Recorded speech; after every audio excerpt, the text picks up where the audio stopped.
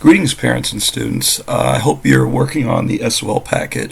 Dr. Church and administration has asked us to focus on instruction and getting you ready for the end of course SOL test, since many of you are scheduled to take that.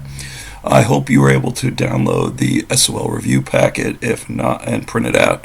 That would really be the best solution here. If not, if you could at least open it up on the computer, write down your answers on a separate sheet of paper.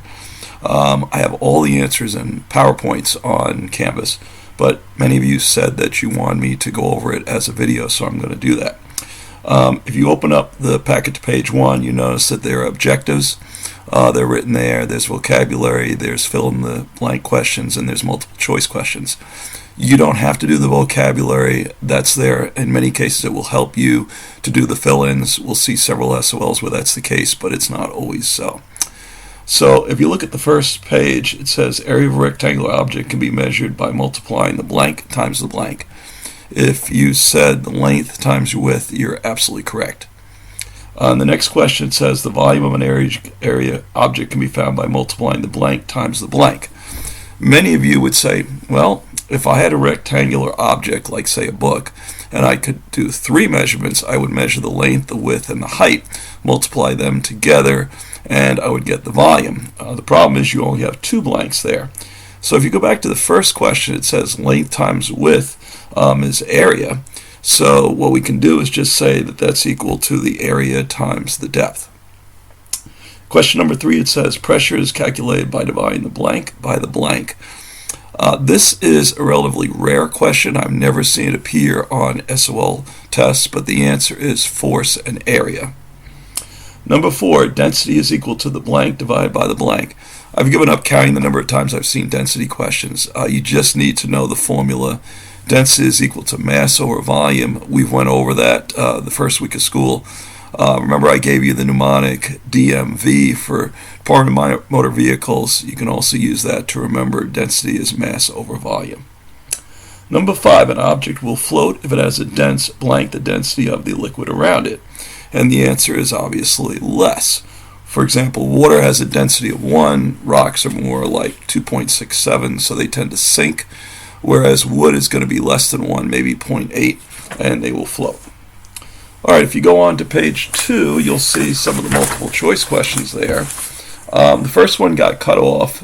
It shows a picture of a hydrometer in water. The same hydrometer was placed in liquids below.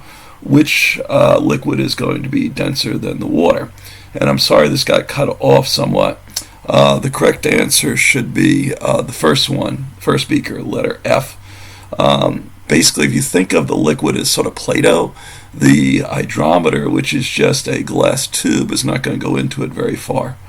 Hydrometers are used all the time. If you have a saltwater tank, you can use that to measure indirectly the salinity of the water by measuring the density.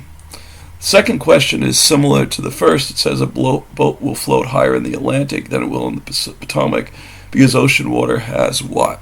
And the correct answer should be J, a greater density.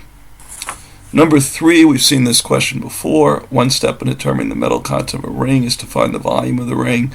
What is the volume going to be? This is a classic water displacement technique.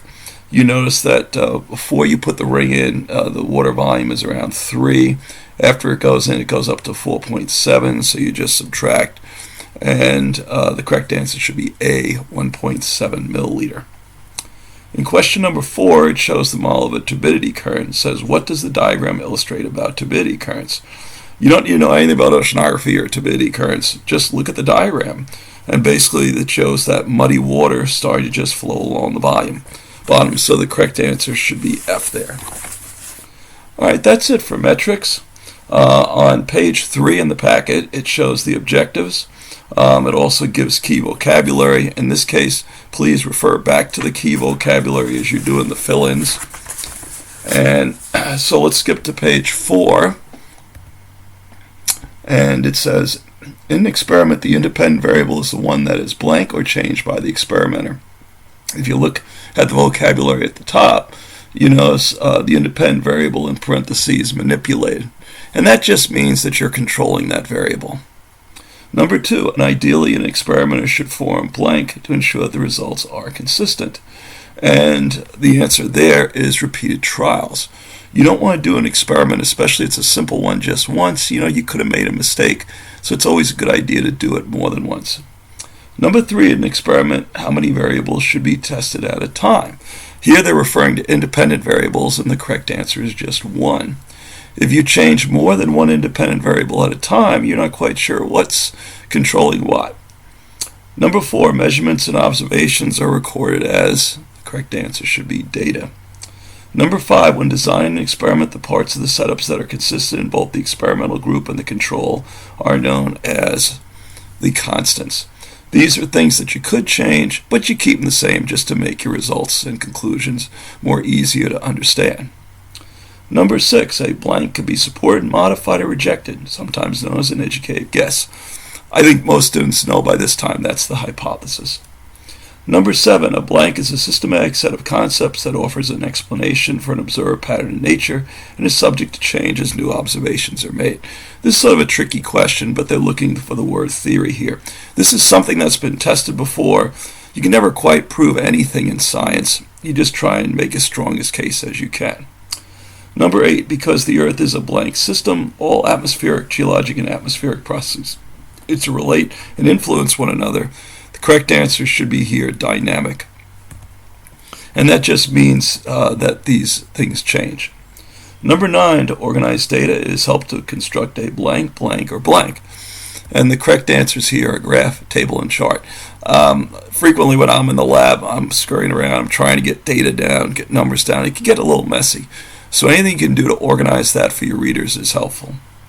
Number 10, after an experiment is completed and you've analyzed the data, it's necessary to write a what. And I think most of you know that the answer there is conclusion. That should be the last step.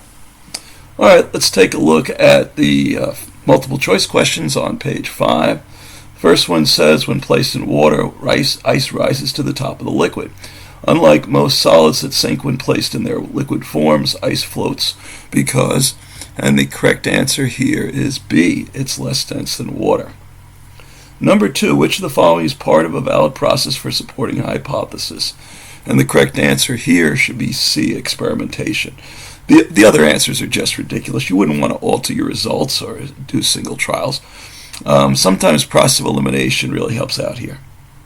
In the third question, we have a long, we have quite a bit of a text in the question. And a lot of students don't like to read all that. In some cases, you don't have to. You just says, student sets up an experiment to test the effects of soil compaction on plant growth. And then they tell you how it did it. It says, what else must the student do over time to ensure a valid experiment? And the correct answer here should be B. You want to water all the containers the same amount at the same time. Otherwise, you're introducing other independent variables. All you really care about is soil compaction as your main independent variable. Number 4, the hypothesis for the cause of the dinosaurs' extinction that has the most scientific supports that links their extinction to, and the correct answer, J, a large object from space hitting the Earth. When we were at the end of the fossils unit, I said a lot more about that, how we have iridium and osmium at the end of the Cretaceous, at the end of the Mesozoic. Those elements are very abundant in objects from outer space and are evidence for that. Number 5, a student claims that the full moon occurs about once a month. What process will verify the student's claim? Correct answer should be D, making observations. Students plan, number 6, students plan to use several rain gauges to compare average monthly rainfall on Virginia's coastal plain and Piedmont. Which of the variables, should or are they manipulating? Correct answer is J. Those are in different locations within the state of Virginia. All right, and that's it. Okay, for SOLs 1 and 2. I hope this has helped you. You asked for more tutorials. They're coming. I have the software on my computer, and I'll be cranking them out as fast as I can. I hope you have a good day.